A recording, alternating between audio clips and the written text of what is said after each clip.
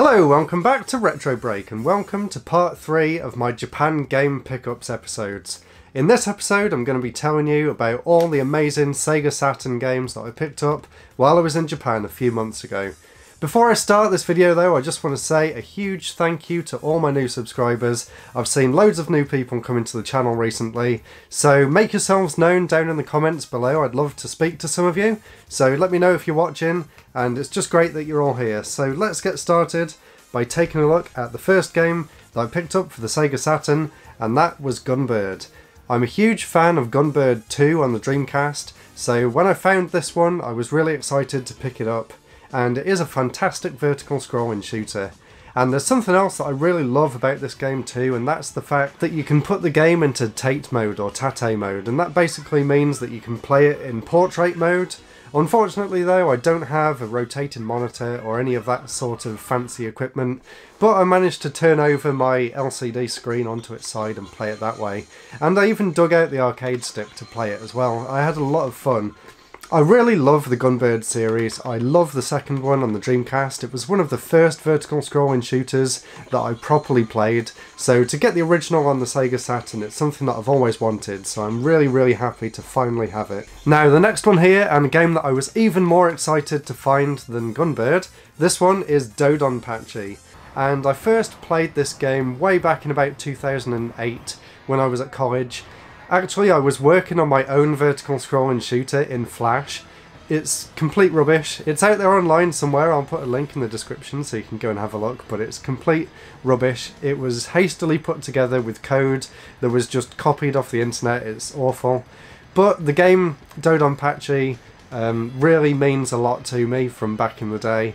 It was one of the first games that I ever played on MAME, so I'm really happy to finally have an official version of that game to play. And what a fantastic game it is as well. As I'm sure you guys know, Cave makes some incredible shooters and Dodonpachi is no exception. It plays really well on the Saturn, and just like Gunbird, you can play it in portrait mode as well, so you can get more of that screen view. Unfortunately, if you're not playing it in portrait mode, it does kind of shrink the game down slightly and the scaling looks a little bit off. So if you've got a monitor that can rotate, or if you've got a TV screen that's small enough to do that with, I would definitely recommend it. But either way, absolutely incredible game. Definitely one of the best vertical scrolling shooters of all time, even to this day. Highly recommend it. Now for another vertical scrolling shooter, if you saw my live stream a few weeks ago, you might have seen me playing this. This one is called Guruntai 2, I think. I've probably got that pronunciation completely wrong, but what this game is, it feels like it was made for consoles rather than the other two, which are more arcade style games. This one plays a lot like Layer Section or Ray Crisis, that sort of thing. It's more made for the Saturn. It's a 3D style game, still with 2D sprites and things, but it plays quite differently. It's a little bit slower, it's a little bit more thought out, I suppose. The graphics are really nice, they're really colourful. It reminds me a little bit of something like Radiant Silvergun by Treasure, but this one's actually by Aiting, or Rising, I think. Correct me in the comments if I'm wrong on that, but I think it is. I can't really tell from the box. But even so, another fantastic shooter for the Sega Saturn.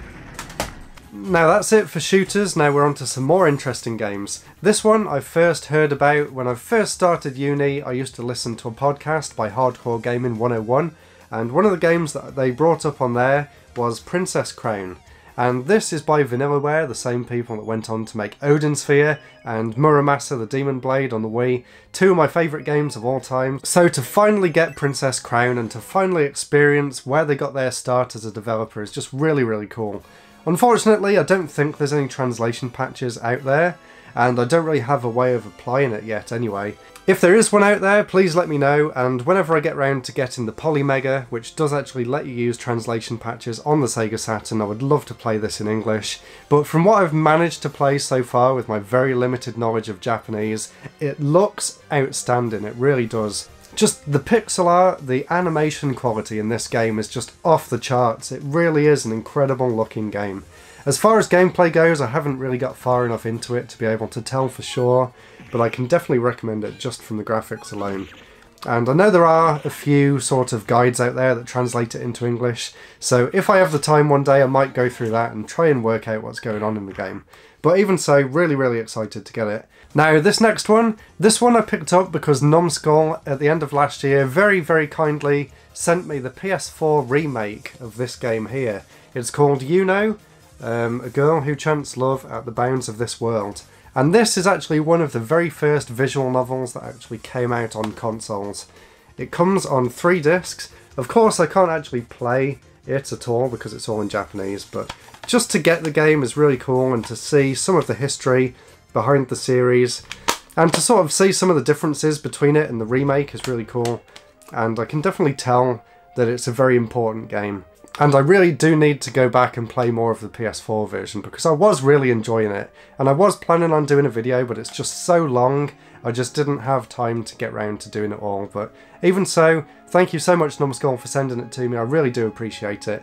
And if I ever do a video on the series, now I have the original as well to compare it with, to see where it came from, pretty much. Now this next one's a very different style of game, and it's not what I thought it was at all. It's called Guson Oyo OS. I've probably pronounced that horribly wrong as well. And one important thing that you might have seen me doing just there, and this applies to almost all of the Sega Saturn games and a lot of PS1 games as well that were released in Japan, and probably Dreamcast as well. But basically, if I can focus the camera on the actual box there, I need to get it to... I'll do some close-ups, it won't focus at the minute. But basically, on the spine of the Sega Saturn or PS1 games, it's in Japanese on that side, and of course, there you go, it's kind of focused. So you can see there on the spine that it's all in Japanese, and of course, if you're in Japan or if you're game shopping anywhere, it would usually be this way around. But if you actually take the game off the shelf and turn it round, I have to do it like that so it focuses.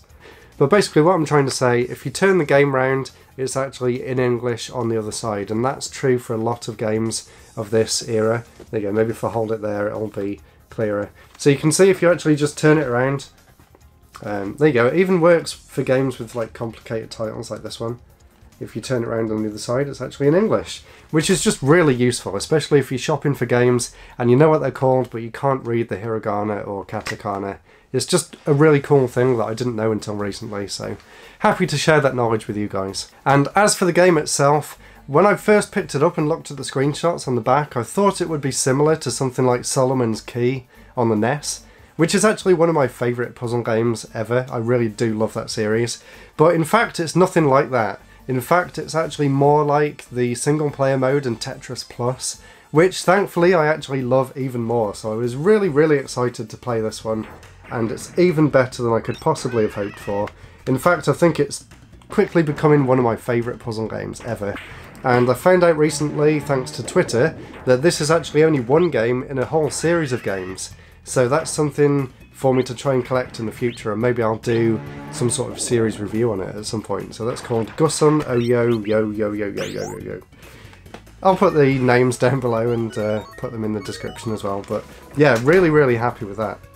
And I know I've said this about all the games so far, but another game that I'm really happy to get, this one is called Code R. And although it's mostly just a Japanese visual novel again with some racing elements, the reason I got this one, as you can probably see there on the cover, it's one of the games that I needed for my Quintet series. And a lot of you will be really pleased to know that I've actually finally started writing out my Quintet video.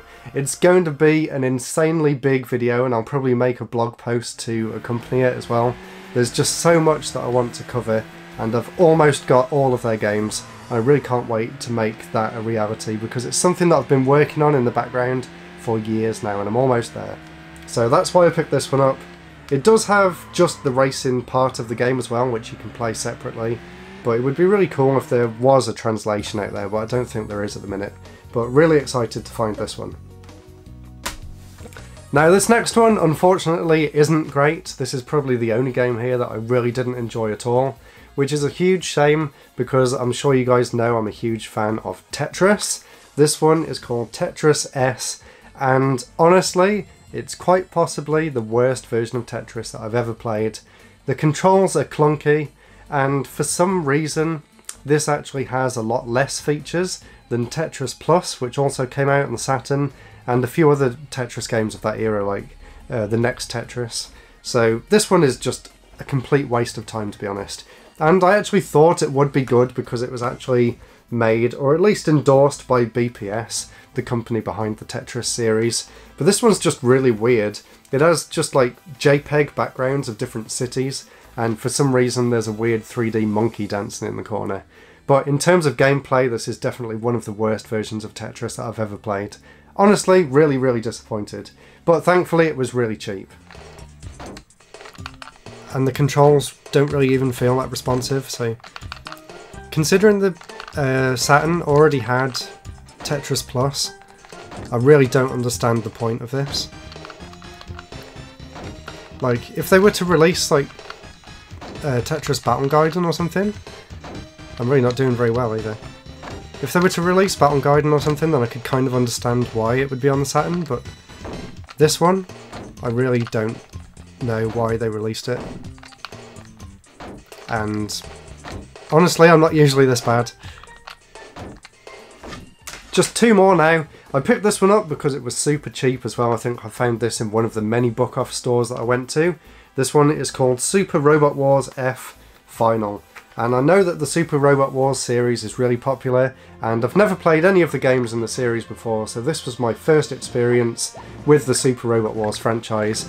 And to be completely honest, I have absolutely no idea what I'm doing in the game. It seems like some kind of strategy game, sort of like Fire Emblem but in space, but honestly, not a clue. So if you're a fan of the Super Robot Wars series, please tell me what I'm missing out on and whether I should give it another go or not. I really have no idea. And the final game that we're looking at here, this one is a really weird game, and it's nothing like what I expected it to be. It's called Geo Buckers, or Geo Buckers, something like that. Once again, not a clue. So from looking at the screenshots on the back of the box when I found this one on the shelf, I thought it was going to be something like Space Harrier, but it actually turns out to be some really weird arena-based fighting game, but with really weird and wacky characters. It's another one of the games that I played in my live stream, so I'll play a little bit of that footage now, and I did actually also make the entire video public on my channel as well, so if you want to see me playing some of these games in more detail, I'll put a link to that in the description below as well, and it will probably pop up on one of the boxes at the end of this video too. So there we go guys, that was all of the Sega Saturn games that I picked up while I was in Japan. I've just realised that I've been going in and out of focus during this episode, so hopefully that wasn't too bad for you. I really hope you enjoyed it, and stay tuned because I still have loads of games left to show you guys. If you want a little bit of a break from all these pickups videos for me to cover something different, let me know because I've got loads of footage from all of the different shops that I visited while I was there as well, and I'm definitely planning on doing videos from all of them at some point. But it's just kind of figuring out which ones I want to do first. But either way, I really hope you're enjoying these videos. Thank you so much for watching. Don't forget to comment and subscribe, and like I said at the start, it's great to see so many new subscribers as well. That's it for this week. Stay safe, and I'll see you next week for the next episode. Goodbye.